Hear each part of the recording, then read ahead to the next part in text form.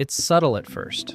It doesn't happen all at once. One day they're there, talking to you like nothing has changed. The next day, it feels like the air between you has shifted. Messages take longer to come, replies get shorter, excuses become reasons. And eventually, they stop altogether. It's not dramatic. There's no fight, no harsh words, no finality. It just disappears. You keep looking for signs, rereading old texts, wondering if you missed something. You wait for them to come back, to explain, to apologize, but they never do. And that's the thing that hurts the most. You start questioning yourself. Did I say something wrong? Did I push too much? Was I too much or too little? And then the questions turn inward. Maybe I'm not worth the time. Maybe I'm too complicated. Maybe there's something about me they couldn't handle. You remember how close you felt, how easy it was at first. And you can't reconcile that with the silence now. You try to convince yourself it's okay, that it's their problem, that it doesn't reflect your value. But your chest still tightens when your phone doesn't buzz. Your mind still drifts to them at odd moments. You shrink in small ways. You stop reaching out. You stop sharing. You protect yourself from the invisible walls closing around you. And still, the ache lingers. Because the fading wasn't because you did anything wrong. It wasn't because you weren't enough. It was because they chose not to stay. You compare yourself to everyone else they reach out to. You imagine the ease they must feel with others, the laughter, the connection, and it stings. But the truth is, you were never theirs to keep. You were only someone they had for a moment, and then they left. It makes you realize how little control you have over someone else's attention, how little control you have over how they choose to care. You can't force a person to stay, no matter how much you give, no matter how much you love. And in that quiet, you start to see the edges of it. You notice the way your own heart keeps going, even when someone else's stops. You notice the resilience that lives quietly inside you, the capacity